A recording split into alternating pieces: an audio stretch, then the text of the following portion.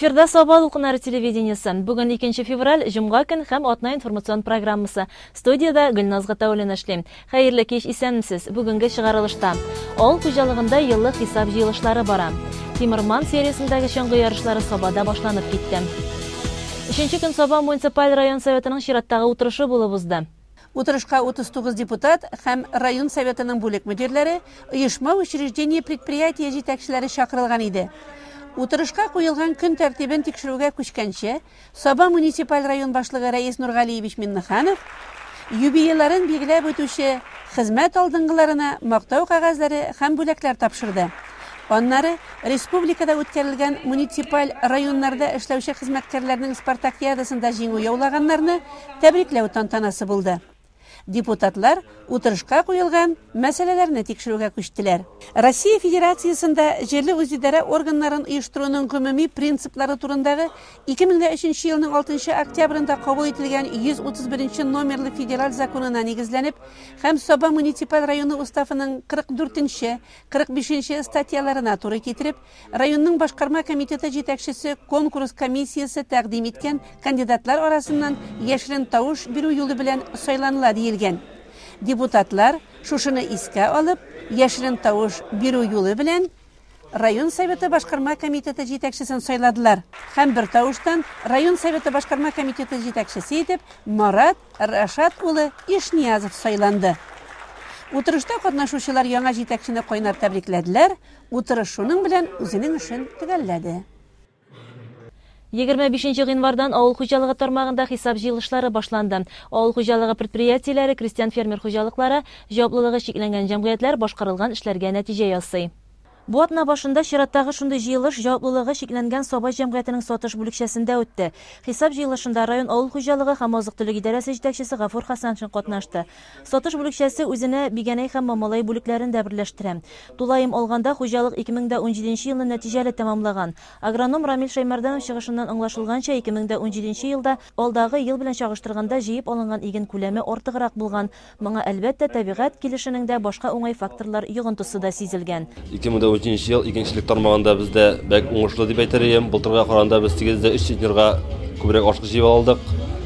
Бу инде соңгы елларда мондай уңышлар булмаган иде. Соңгы еллар кырыл килде. Быел инде игенчелеккә яңгырлар да булды. Һәм чагыштырмача бу елларга караганда ашамалар да күбрәк кертелде җиргә инде. Уртача без 37-3 центнер ашык җыеп алдык. 67840 центнер. Бу инде безнең үзебезнең малларны ашатырга истәлек дип торабыз инде. Шулай синашлардагы, силослардагы быел истәлек булды. 4050 гектар безнең сөрүчеләре бар. Шуның 1820 гектары бөтеклек культуралары, 1940 гектары кормовой культуралары һәм калганын шул чиста парга калдырабыз. Терлekçilikte ise план үтәлеше 100% тәшкил иткән. Зоотехник Васил Миннабаев сүзләренә караганда, малларның тәүлеклек үсешен үстерү, сөт җитештерүне арттыру алга куелган бурычлар. Чөнки хуҗалыкның кереме нәкъ менә җитештерүчәнлеккә бәйле. Безнең барысы 41240 центнер сөт савып алынды. Бу күчерсәк инде чын басып торган сыерларга инде 6250 килограмм сөт савып алынды бер сыерга. Барысы Уташа инде бу безнең бар инде тирешләребез арасында арыраклары да 6900 литр сауганда бар инде әзрәк кимрәкләре дәген. 5000дән ким түгел берсе дәген. Без инде 773 баш бузау алуга ирештек һәм 840 грамм инде көндәлек артым алырга иреште бузауларга. Үлемне дәген былтырга караганда күпкә киметтек, былтыр 41 иде, быел 35 баш. Үлемгә юл куелды. Алдагы елларны тагы да киметү өстендә эшләр инде. Шуның өчен менә быелгы елны безнең салкын усул дип әйтәбез инде, салкын усул тибында бер торак төзелде. Монда 115 баш бузау сыя, булар барысы дагы инде айрым торакларда, айрым крикларда эшләнде, айрым крикларда торалар бузаулар. Бер-берсе белән контактта түгел, айрым-айрым булгач, бузауларга да рәхәт. Салкын исә һавалары рәхәт. Теге чиста һавада торалар инде, аслары чиста, куры. Бузауларында ашарларына инде хәзер бузауларның стартовый комбикормны бирәбез инде баштадагын инде. Аннары соң менә шул алларында комбикормны тотып, үзләренең кирәк шикләнмәгән күләмдә инде волю дип әйтәбез иректә. Шулайтып эшли башладык менә соңгы айларда инде. Җыелышта хуҗалыкның машина трактор паркы, электр энергиясы тотылышы, икътисади вазгыяте хакында да белгечләр чыгышы тыңланды. Ә инде продукция җитештерү буенча сатыш бүлекчәсе җитәкчесе Фәргать Сәүбановның үз фикере. Сатышта күпмелер үсеш китте. Бүген 600 литрга якын сөт артык сатабыз. Менә шул югына берсе чыгымны нитеп, яхшы сыйфат, менә шул дип, икенчесе сөттәге бәйне арттыру. Бер сыйда sütün produktivlılığını arttırıyor. Gülemin. 10 sıyır savaşı bitinde, 5 sıyır savaşı 10 litrli bir sıyır sosan bitti. Bir çıgında ez ular. Şuna bir şuluk dergikile, şuluk hizmet, Яхшырак итеп эшләү ул үзебезнең керемнәрне арттыру диде йомгаклы чыгышында район авыл хуҗалыгы һәм азык-төлек идарәсе җитәкчесе Гафур Хәсәншин. Һәм алда торган елда хезмәт үсешен арттырып, эшкә җаваплырак карап эшләргә, продукция җитештерергә кирәк дигән бурыч куйды. Һәм барча хезмәткәргә башкарган эшләре өчен рәхмәтен белдерде. Бу безнең хуҗалык инде Уалсала берләшмәсенең база хуҗалыгы дип әйтелгән сатыш авылы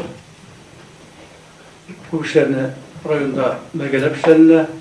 КамАЗ машиналары буенча китилде, район буенча йөреп эшләнелә.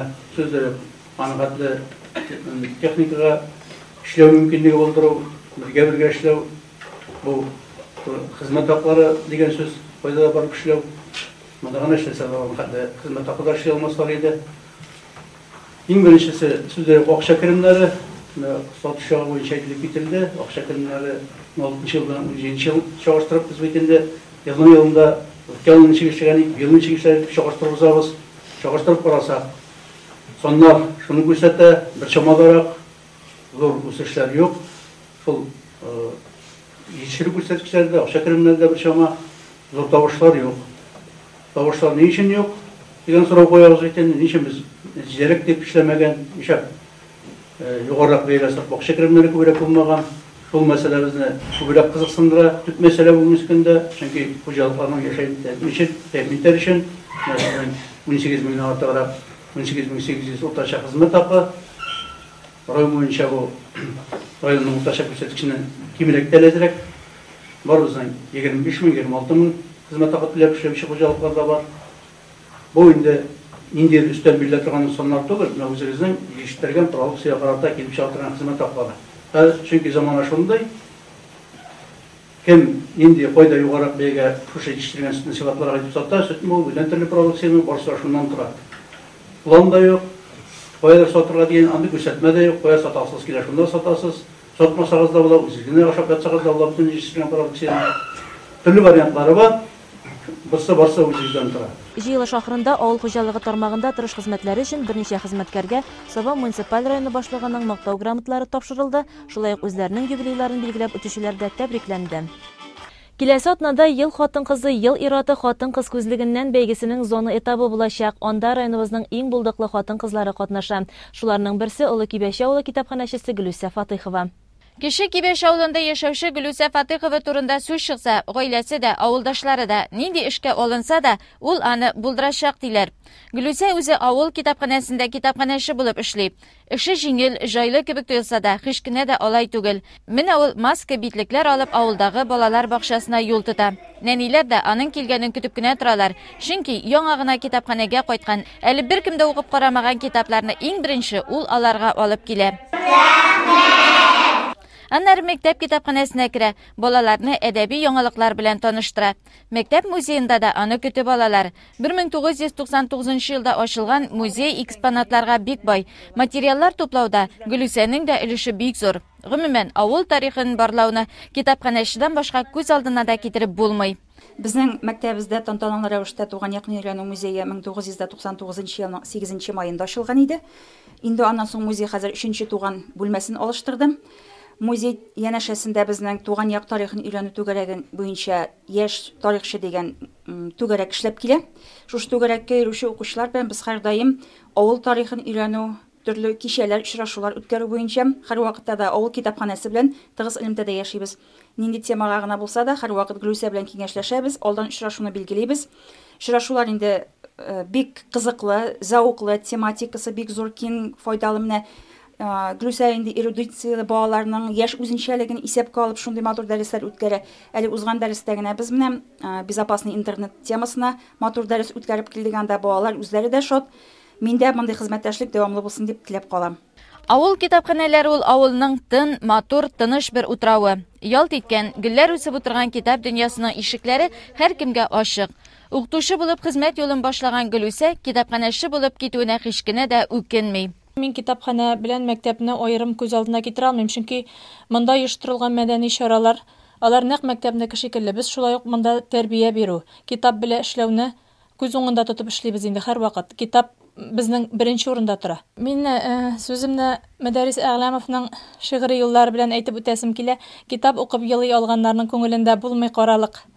Китап укыган кешенең әлбәттә инде аның күңелендә начар тискәр уйлар буладыр дип әйтмим мин. Чөнки без монда эшләү дәверендә дә тискәре геройларга түгел, уңай геройларга өстенлек бирәбез бит. Һәм балаларны да үзебез дә тәрбия бирү юнәлешендә шуңа өндибез, шуңа чакырабыз. Китап яраткан кешенең китапханәче булып эшләүе һич кенә дә гаҗәп түгел. Кичкенәдән үк үзе дә шигырьләр язган Гөлүсә бүген дә иҗат эшен ташламый. Күбрәк үзе өчен яза. Педагогика институтында укыганда тел әдәбият галимнәреннән дәресләр алган Гөлүсә шигырь язуга олы бер эш итеп карый. Бәлки, шуңа да ул аларны бастырырга ашыкмый. Шигырь язу ул инде минем балачагымнан килә. Мин инде бик мәктәпкә кергәнче дип әйтгәндә, аннан соң инде башлангыч сыйныфларда укыганда язадырым. Ул вакытта бит инде безнең государственный телерадиокомпания бер генә бит инде ул вакытта шулай бит, әле мондай региональныйлар юк иде дип әйтәсем килә. Инде шул вакытта инде балалар өчен тапшырулар бар иде. Шунда алар әйтәләр геройларын, мәсәлән, керпе, төлке, бүре, шул геройларны бирәләр иде дә, сез шушы геройларны кертеп, әкият иҗат итеп җибәрегез дип торганнар иде. Һәм мин менә шушы радиога да инде үземнең беренче иҗат җимешләремне юллый башладым. Шулай ук аннан соң Яшь Ленинче, без мәктәптә укыган елларда бит инде Яшь Ленинче газетасы иде. Ул Яшь Ленинче газетасына юлладым үземнең шигырьләремне. Илсия Рексанова белән бик тыгыз элемтәдә торып яздым дип әйтәсем килә инде. Ул миңа һәр менә шигыремә комментарий биреп, һәр шигыремне бәяләп, инде бастырып булмаганнарын кызганыч, без моны инде бастыра алмыйбыз, әле бу инде шигырь буларак эшләнеп бетмәгән, ләкин сез моның өстендә эшләргә тиеш, күбрәк менә Муса Җәлилнең, Хади Такташның шигырьләрен укыгыз, үзегезгә менә рифмаларны шуннан өйрәнегез дип инде ул миңа юнәлеш бирәдер, хатлар аша инде, һәм мин шуларны истә тотып язарга тырыштым инде. Улы Кибеш авыл китапханәчесе Гөлүсә Фатыйхова авыл хатын-кызларын үз янына туплаучы да. Ак калфак берләшмәсенә йөрүчеләр белән нинди генә әңгәмәләр үткәрелмәгәндә, нинди генә кул эшләре эшләнмәгән. Коллега буларак Гөлүсә тырыш, уңган. Бер-беребезне аңлап эшлибез. Һәрбер киңәшләшеп эшлибез. Кичәләрне бергә үткәрәбез. Мин инде монда килгәч, иптәшләрем белән очрашабыз инде, китаплар укыйбыз, менә шулай Гөлүсәнең шигырьләрен укыйбыз. Аннары мин аны беләм инде, бездән ерак тормыйлар алар, уңган килен буларак беләм инде мин аны эшкә, аш-суга бик оста инде ул, аралашырга рәхәт аның белән. Ак калфак нинде йөрибез инде монда менә кул эшләр белән шөгыльләнәбез. Минем бигрәк инде Гөлүсәгә бик зур рәхмәтлемен. Менә 2010 елдан алып 2014 кадәр Казан Мөхәммәдия югары мәдрәсәдә укыдым инде мин. Шул вакытта миңа без укганда бит менә техникалар без нәрсә юк иде, без белмибез. Рефератлар язырга без аны берсен дә аңламыйдык. Бик зур ярдәм итте миңа. Мин аңа бик зур рәхмәтлемен. Менә шунда дипломны ишемдә инде минем менә Нәбирә Гыйматовның кеше һәм табигать мөнәсәбәте дигән темагарак булды инде. Бик зур ярдәм итте. Бик тез зур инде. Аллаһ Тәгаләнең рәхмәте яусын дип әйтәсем килә. Ул безнең уңган булган хуҗабикә, ул спорт өлкәсендә дә, шулай ук мәдәният өлкәсендә дә бик актив катнаша. Тәмле итеп тортлар пешерә. Һәрбер чараларда үзенең хезмәтен бик тырышып куя. Берсеннән берсе матур итеп шигырьләр иҗат итә. Аның ул язган шигырьләреннән китап чыгарырлык. Шулай ук без мәдәният хезмәткәрләре буларак Гөлүсә белән кулга-кул тотышып эшлибез. планнар төзегәндә без бергә сөйләшеп төзибез. Аннары шул план нигезендә инде миңа киләсе булса ул килә. Бергәләп без аңа чаралар үткәрәбез. Гүзә һәр бер эшкә, нинди генә эшкә алынса да ул аңа шундый җаваплы карый, бик борчыла инде. Һәм аның нәтиҗәсе бик яхшы булып килеп чыга инде. Молодец, Гүзә. Киләчәктә дә сиңа исәнлек, саулык, бергә шулай эшләргә язсын. Гаиләсендә дә бик бәхетле кеше ул Гөлүсә. Бу йортта да китапны олылау яши. Бергәләшеп китаплар укыйлар. Уллары Илфир астрономия, күк җисемнәре белән мавыгып киткән. Аңа телескоп алып куйганнар. Бу гаиләдәге татулыкка авылдашлары да сыкланып карыйлар. Гөлүсә айрым бер күңел җылысы биреп үстергән гөлләр ине ямгә күмәләр, әҗәйләрен бар тирә-юн чәчәккә күмелә.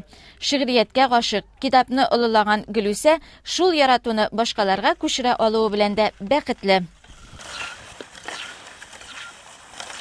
Мәктәп укучыларының талантларын һәм сәләтләрен барлау өчен күп төрле бәйге конкурслары еш оештырыла. Шуларның берсе Дулкыннар республика конкурсы. Ел сайын узучы әлеге бәйгенең район этабы шушы көннәрдә балалар иҗат үзәгендә үтте. Дулкыннар республика конкурсының быелгысы татар халкының мәшһүр җырчысы Әлфия Авзалованың тууына 85 ел тулуга, аның иҗатына багышланды. Бәйгедә катнашырга дип килүчеләр зур дулкынлану белән аның әсәрләрен күңелләреннән кабатлый, укытучылары белән репетиция ясыйлар.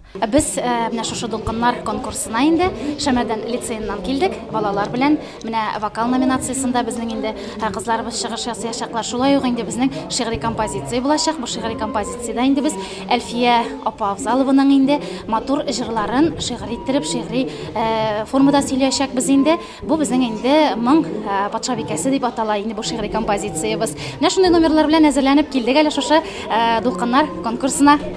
Гомумән менә Шәмәрдән лицейында менә бундый бәйгеләр оештырыламы һәм гомумән алганда җыр бию сәнгате ничегрәк?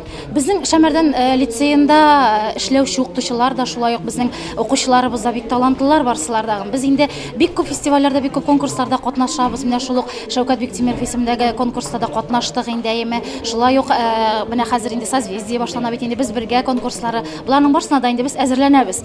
Һәм инде уңышлар булыр дип өмет итәбез. Безгә инде безнең җитәкчелек директорыбыз инде Илшат Мирахметов, шулай ук безнең директор урынбасарлары барсы да инде безгә менә шул ярдәм итәләр һәм инде балаларның әтиәниләре дә барсы ярдәм итәләр. Аларга менә шушы форсаттан файдаланып рәхмәт итәсе килә иде. Чөнки алар белән берлектә генә без инде шушындый конкурсларда катнашып инде уңышларга ирешә алабыз бит. Әйе, һәркемнең күңелендә конкурста җиңү теләге яна. Барлыгы район мәктәпләреннән 120дән артык заявка кабул ителгән бәйгегә. Һәм менә бүген укучылар үзләренең көчен нәфис сүздә, җыр башкаруда, вокаль ансамбльдә осталыкларын сыный.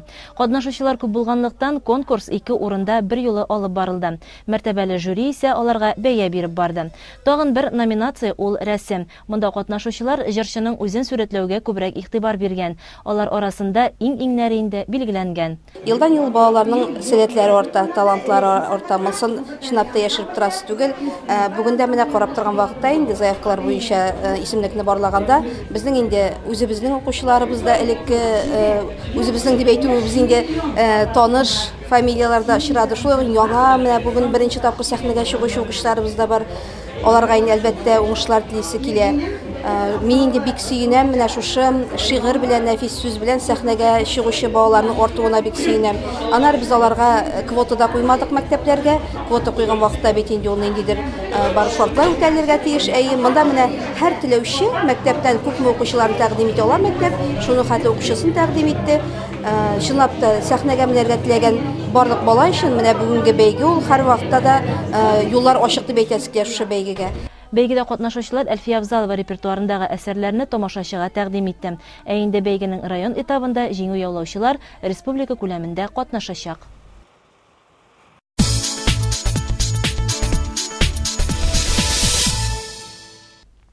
Узган якшәмбедә Саба районында үткән чаңгы узышлары белән Тимерман сериясындагы ярышлар башланып китте. Анда Татарстанның 9 районыннан һәм Россиянең 5 регионыннан 500гә якын спортчы көч сынашты. Һава температурасының -16 градуска кадәр төшүенә һәм салкын җил исүенә карамастан, Тимерман сериясындагы чаңгы ярышы Саба районында югары дәрәҗәдә үтте. Алдагы атнада хәвескәр чаңгычылар ярышында актив катнашкан райондашларыбыз әлеге бәйгедә бикләп чыгыш ясадылар. Команда төрле яшьтәге 40ка якын кешедән тора иде һәм иң өлкән чаңгычы Әмин Миннигулов булды. Безнең Саба районы командасы 20-21 январда узган хәвескәр чаңгысы Ularning yarışında qatnaşıp, birinchi o'rin olgan ishganiga bizning komanda kuchli. Boyevoy nastroy barsında. Bugün de ular jengamiz deb keldilar. Ulkan sho'ng'ichilar orasida faqat men bir o'zim. Bizning Minnug'ov Rushan bilan Minnug'ov Ruslan izborlarda ular Koreyada o'zachaq Olimpiya o'yinlariga hazırlanalar. Bunda qatnashmaylar. Minnug'ovlardan bir o'zim men. Sho'ng'ichilar turli ülkelerden kelseler de kubisi bir-birisi bilan tanish edi. Bormanda Shuoshidan ko'rdim, Udmurtiyadan ko'rdim, Kirovskiy oblastdan kelgan kishilarni ko'rdim. Sho'ng'ichilarni kubisini bilaman bunda bu taraf bu ülkede. Ko'p ülkeden kelganlar. Yarışni bolalar boshlab jiberdi. Eng yosh qatnashuvchiga 6 yosh edi.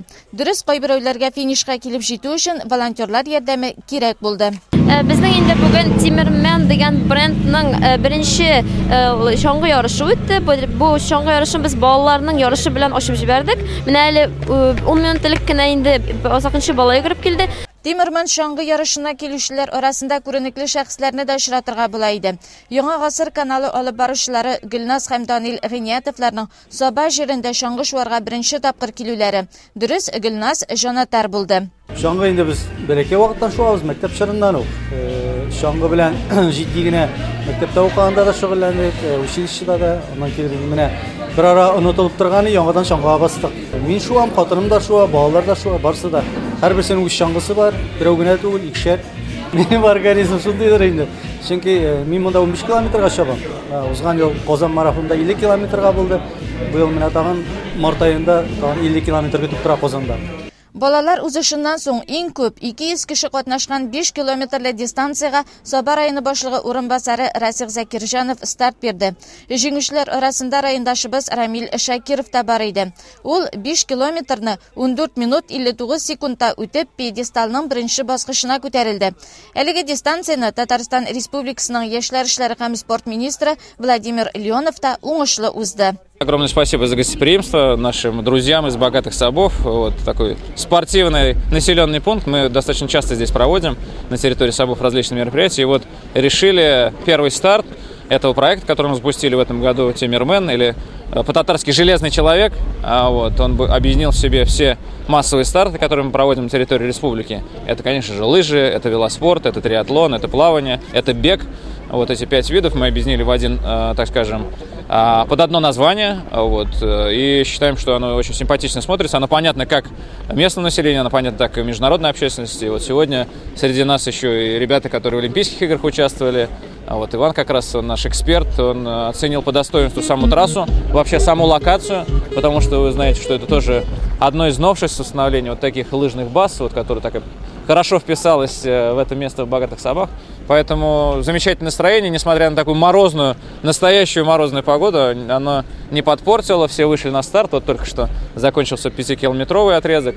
Вот ребята более уже солидные, более серьезные вышли на 15 километров, это уже совсем другая история. Вот, пожелаем им удачи. Здорово то, что более 400 ребят и девчат приняли участие в этом забеге. Вы видели, что сегодня и детский был забег, и видели там девчонок совсем юных, которые тоже пробежали с потрясающими результатами. В здоровом теле здоровый дух.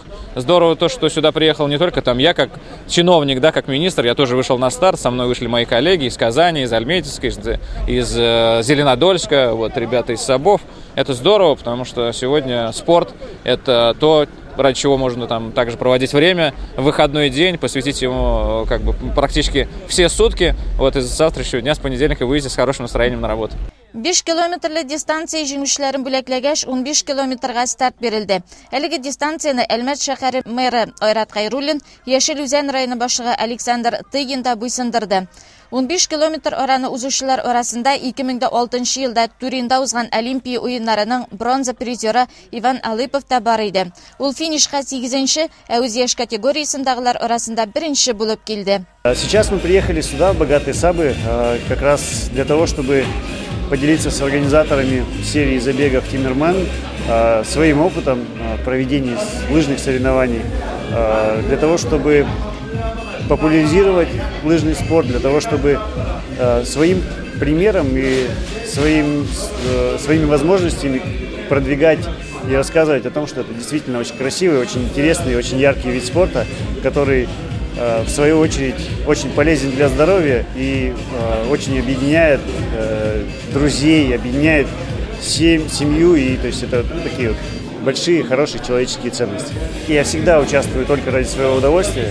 В то время, когда я участвовал ради результата, оно уже в прошлом, и бегать быстрее, чем я бегал раньше, я уже, конечно же, не смогу, поэтому сегодня со всеми вместе я просто прокачусь эти 15 километров, кому-то буду подсказывать, кому-то буду подбадривать и просто буду получать удовольствие. Я был очень приятно поражен тому, какие условия здесь созданы для того, чтобы заниматься спортом. То есть это такая инфраструктура, которой может позавидовать практически, наверное, все-таки любой регион.